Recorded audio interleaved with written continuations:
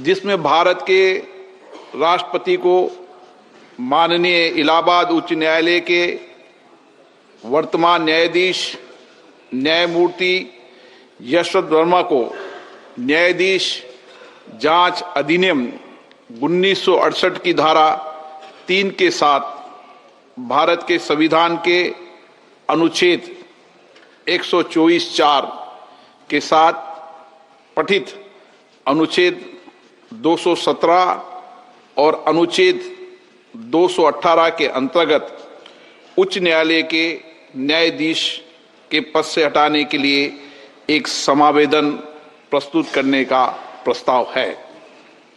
ये सदन संकल्प करता है कि इलाहाबाद उच्च न्यायालय के न्यायमूर्ति यशवंत वर्मा को उनके निम्नलिखित कदाचार के लिए पद से हटाने के लिए महामहिम राष्ट्रपति जी को एक समावेदन प्रस्तुत किया जाए। दिल्ली उच्च न्यायालय के तत्कालीन न्यायाधीश न्यायमूर्ति यशवंत वर्मा वर्तमान में इलाहाबाद उच्च न्यायालय के न्यायाधीश के सक्रिय और कब्जे में नई दिल्ली स्थित 30 तुगलक क्रिसेंट परिसर में आग लगने के कारण अस्पष्टीकृत नकदी की बरामदगी के संबंध में भारत के सर्वोच्च न्यायालय द्वारा सार्वजनिक किया गया विवरण हमें 15 मार्च 2025 की सुबह 30 तुगलक क्रिसेंट नई दिल्ली से जली हुई नकदी धन मलबे को हटाने के संबंध में साक्ष्य की भी जानकारी है। हमने न्यायाधीश जांच अधिनियम 1968 के सामान्य प्रावधान और विशेष रूप से उसकी धारा 3 के प्रावधानों का अध्ययन किया है और हमें उनके बारे में परिचित कराया गया है। हमने न्यायाधीश जांच अधिनियम 1969 के प्रावधानों का भी अध्ययन किया है। हमें उनके बारे में भी परिचित कराया गया है।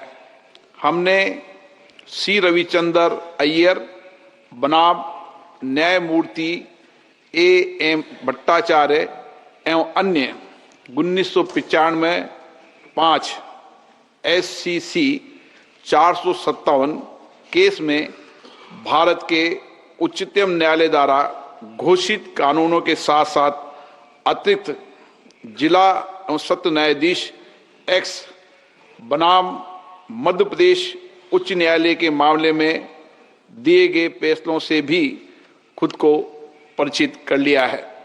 2015 4 SCC 91 और ये की अतिरिक्त जिला एवं सत्र न्यायाधीश X सुप्रभा के मामले में उक्त निर्णय को सामान्यता और विशेष रूप से पैरा 33 को पढ़ने पर यह स्पष्ट है कि दिल्ली उच्च न्यायालय के मुख्य न्यायाधीश ने न्यायमूर्ति यशवंत वर्मा के विरुद्ध शिकायत को गंभीर प्रकृति का पाया और उक्त निर्णय के पैरा 33 के तहत परिकल्पित इन हाउस प्रक्रिया का पालन किया।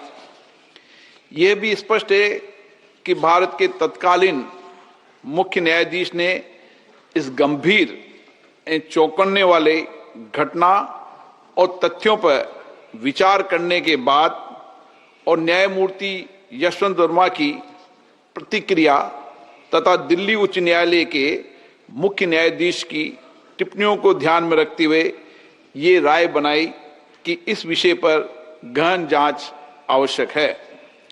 इसलिए भारत के तत्कालीन मुख्य न्यायाधीश ने अतिरिक्त जिला एवं सत्र न्यायाधीश S सुप्रा के मामले में निर्णय के पैरा 33(3) में परिकल्पना के अनुसार एक 3 सदस्यीय समिति का गठन किया गया। हमें यह भी याद है कि भारत के माननीय तत्कालीन मुख्य न्यायाधीश ने समिति की रिपोर्ट भारत के महामहिम राष्ट्रपति और भारत के माननीय प्रधानमंत्री को भेजिए।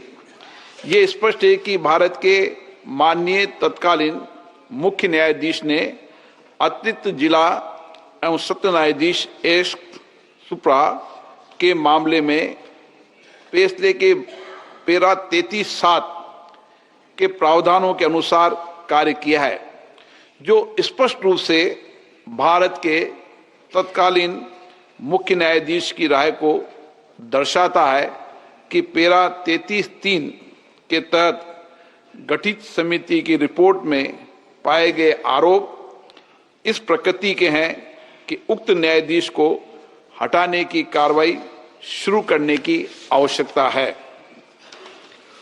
उपयुक्त तथ्यों के अवलोकन और सार्वजनिक रूप से उपलब्ध तथ्यों, न्यायमूर्ति यशवंत वर्मा के कब्जे वाले और उनके नियंत्रण में स्थित आधिकारिक परिसर से जली हुई नकदी की बरामदी और उसे हटाने से संबंधित परिस्थितियों की स्वतंत्र रूप से जांच करने के बाद हम स्वतंत्र रूप से यह भी पाते हैं कि भारत के संविधान के अनुच्छेद 124 के साथ पठित अनुच्छेद 217 और अनुच्छेद 218 के तहत हटाने की प्रक्रिया न्यायाधीश अधिनियम 1968 और उसके तहत बनाए गए नियमों के अनुसार शुरू की जानी चाहिए।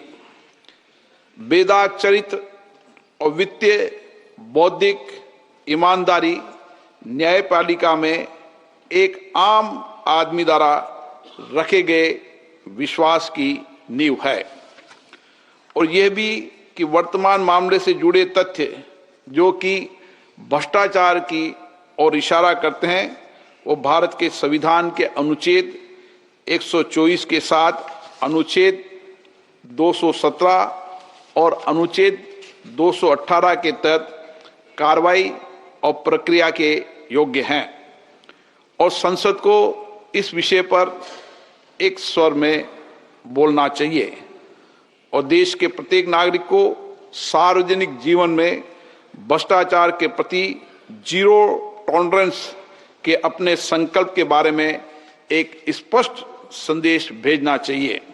अतः हम भारतीय संविधान के अनुच्छेद 124 के साथ पठित अनुच्छेद 217 और अनुच्छेद 218 के अंतर्गत इलाहाबाद उच्च न्यायालय के न्यायाधीश न्यायमूर्ति यशवंत वर्मा को पद से हटाने के लिए ये प्रस्ताव प्रस्तुत करते हैं। कृपया इस प्रस्ताव पर आगे की कार्रवाई की जाए। इस प्रस्ताव को नियमानुसार उचित पाते हुए मैंने इसकी स्वीकृति प्रदान की है।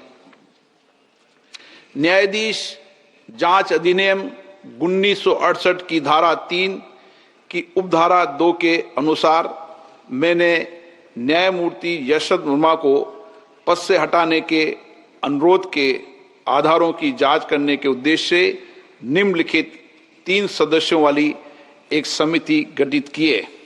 माननीय न्यायमूर्ति श्री अरविंद कुमार, न्यायाधीश उच्चतम न्यायालय, माननीय न्यायमूर्ति श्री मनिंदर मोहन श्रीवास्तव, मुख्य न्यायाधीश मद्रास उच्च न्यायालय, श्री BV आचार्य, वरिष्ठ अधिवक्ता, कर्नाटक उच्च न्यायालय।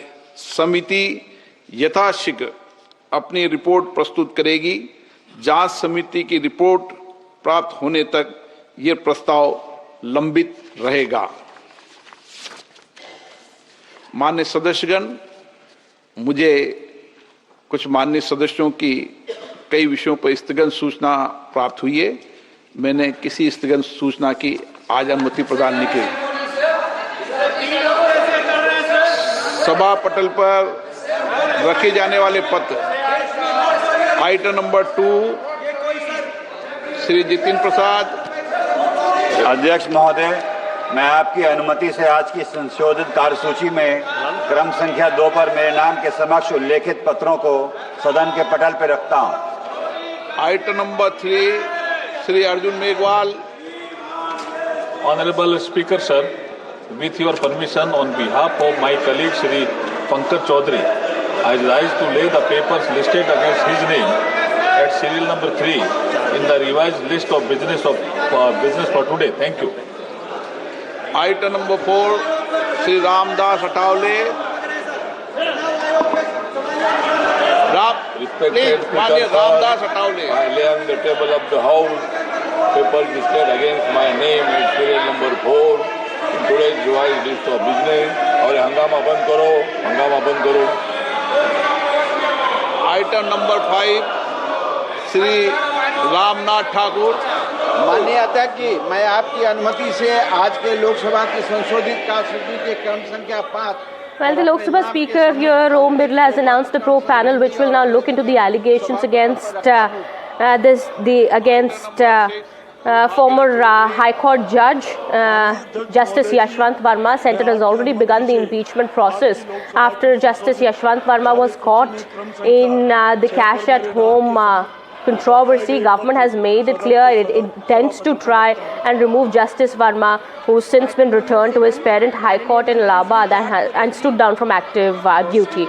Well, MPs across parties have sought his removal. Around 146 MPs have already submitted their memorandum to Lok Sabha Speaker Om Birla, after which we understand the impeachment proposal has been presented, and now the Lok Sabha Speaker has also announced the probe panel who is going to look into the allegations that have been levelled against Justice Yashwant Verma. Remember, the former Delhi High Court judge, at his home, piles of burnt 500 rupees notes were found, and this is for the first time that impeachment of a sitting High Court judge that's taking place. It's being investigated by the Parliament, a first for independent India, and we understand 146 MPs have already submitted their memorandum, after which the probe panel is also now being announced.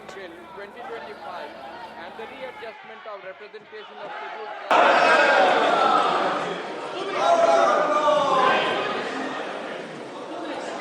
माननीय सदस्यगण, मुझे दिनांक 31 जुलाई 2025 को श्री रविशंकर प्रसाद और सदन में प्रतिपक्ष के नेता सहित सत्ता पक्ष व प्रतिपक्ष के कुल 146 सदस्यों द्वारा हस्ताक्षरित निम्नलिखित प्रस्ताव की सूचना प्राप्त हुई है, जिसमें भारत के राष्ट्रपति को माननीय इलाहाबाद उच्च न्यायालय के वर्तमान न्यायाधीश न्यायमूर्ति यशवंत वर्मा को न्यायाधीश जांच अधिनियम 1968 की धारा 3 के साथ भारत के संविधान के अनुच्छेद 124(4) के साथ पठित अनुच्छेद 217 और अनुच्छेद 218 के अंतर्गत उच्च न्यायालय के न्यायाधीश के पद से हटाने के लिए एक समावेदन प्रस्तुत करने का प्रस्ताव है। ये सदन संकल्प करता है कि इलाहाबाद उच्च न्यायालय के न्यायमूर्ति यशवंत वर्मा को उनके निम्नलिखित कदाचार के लिए पद से हटाने के लिए महामहिम राष्ट्रपति जी को एक समावेदन प्रस्तुत किया जाए।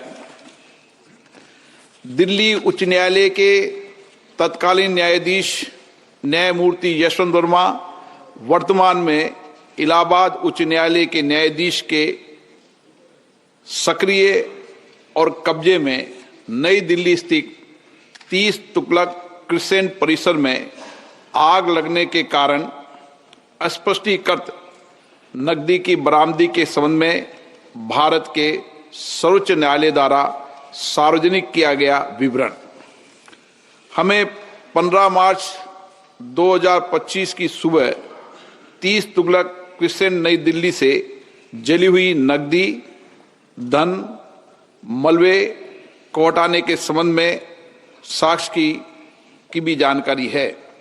हमने न्यायाधीश जांच अधिनियम 1968 के सामान्य प्रावधान और विशेष रूप से उसकी धारा 3 के प्रावधानों का अध्ययन किया है और हमें उनके बारे में परिचित कराया गया है। हमने न्यायाधीश जांच अधिनियम 1969 के प्रावधानों का भी अध्ययन किया है। हमें उनके बारे में भी परिचित कराया गया है।